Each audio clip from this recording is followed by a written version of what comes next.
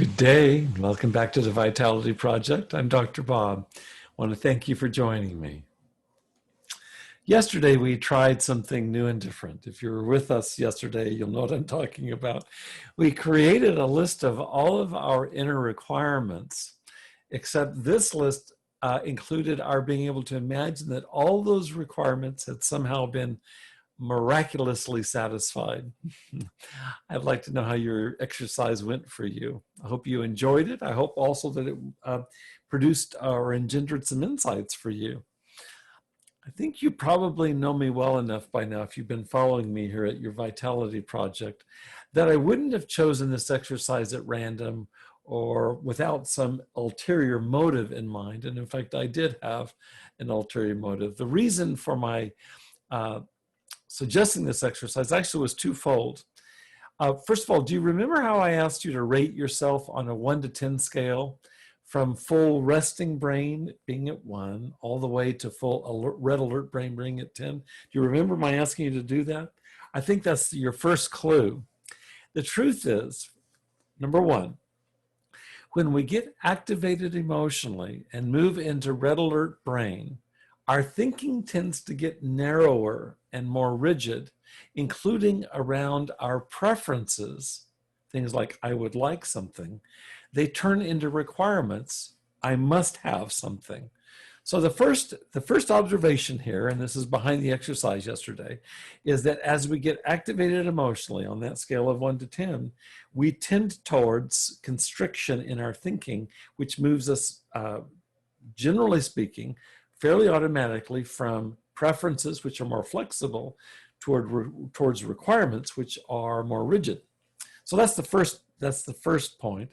And the second is that when we operate out of this mental mode of requirements, we actually become much more vulnerable to red alert brain. Do you begin to see the feedback loop here?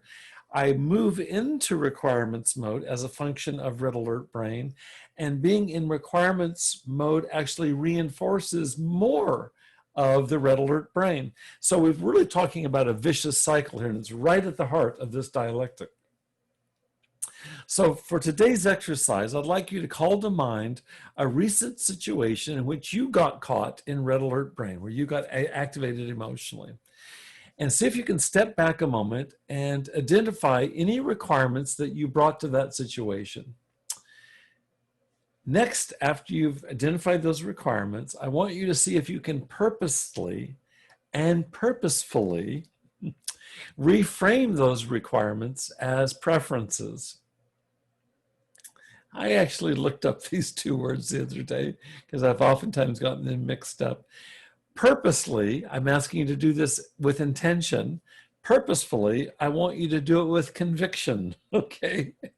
So purposely and purposefully, let's see if you can reframe the requirements that get engendered by the red alert brain. Let's see if we can reframe those into preferences. And as you do that, how does that affect your sense of the red alert intensity from 1 to 10? In regards to the situation that you have in mind. What I want to do is dig in, almost like with a scalpel, into both ways this can go. That is, red alert brain leads me to requirements, and requirements lead me to red alert brain.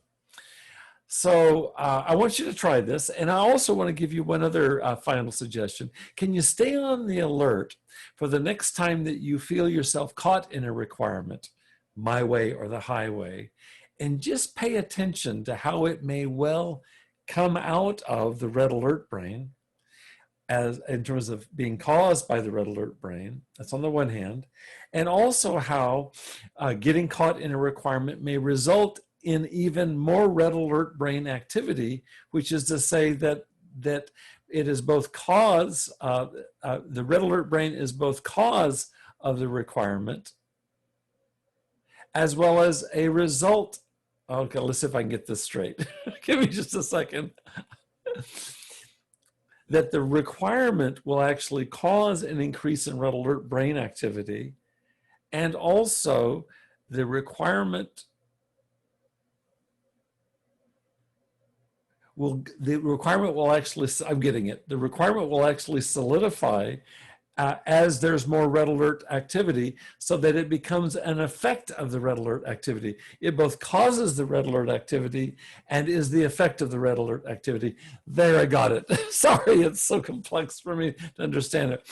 We're talking about a truly vicious cycle that can take us into a downward spiral. And what we're wanting to do is to unpack it and to deactivate it. So we're well on our way to doing that. Thank you for participating in this exercise. Let's see what you find, okay? Hang in there with us. This is, we're getting down to some really kind of foundational things that serve as sources of distress for us, and we can actually, with skill, begin to reduce the distress in our lives, and that's what we're here for. I appreciate you joining me today.